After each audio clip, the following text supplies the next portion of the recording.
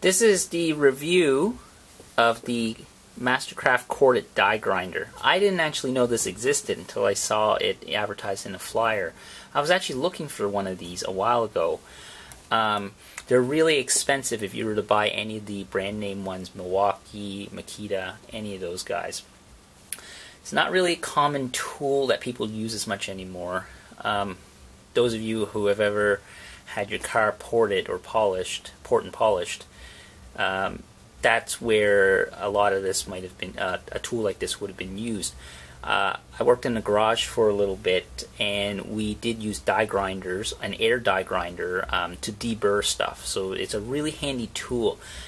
Most of you would be more familiar with its smaller counterpart, a Dremel, but these have been in existence forever. In one form or another, mostly as an air tool, I believe. Now, the electric one, in order to get the RPMs, it's quite large. Now, to put it in perspective, compared to a Dremel, this is like probably 4 or 5 times bigger and heavier than a Dremel. It's got some heft to it. This is 4.5 amps, so to put it in, give you an idea, a Dremel is normally around 1 amp of 1 amp electric motor. The switch on it is a little odd. The way it works is you push up on it and it locks like that. And it's got a bit of a toggle too. So let me just plug it in here.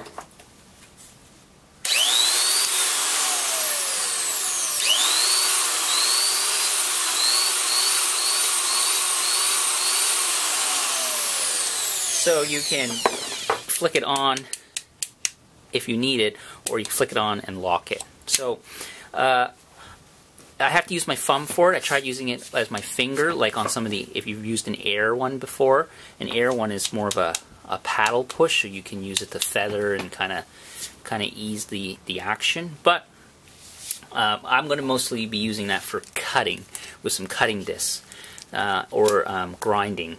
So what this tool is really useful for is getting into those spots to grind or polish that you can't normally get at with, say, a Dremel that's, or might not be powerful enough, I should say. A Dremel can probably fit in there, but it just doesn't have the power. So you can use your imagination what it'd be good for, but for metal work, I think this will be really handy. Now, it has a 1/4 inch collet, has this port here for the exhaust, to keep the motor cool. Other than that, that's it. It's 4.5 amps, as I mentioned. It came with 2 wrenches. It doesn't have a locking collar, a locking button to lock this, which is kind of interesting. So you have to use 2 wrenches in order to tighten the collet.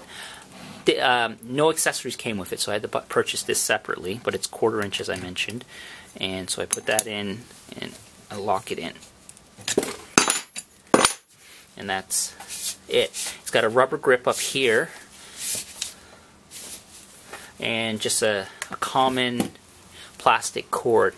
Now, this was regularly $100 Canadian, and it's Mastercraft, so you're going to expect Mastercraft quality, which is not so great. But for the price, it was on sale for $50. 3-year warranty. I'll see how it works, and hopefully it'll do better than my expectations, but the price was right compared to a really high-end expensive one.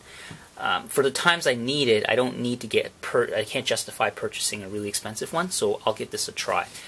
Within Canada, we have another store called Princess Auto, and they sell one for $119, and it's made by Power Fist, which for those of you who are familiar with Power Fist, the quality of those of their tools are negligible, questionable, I should say.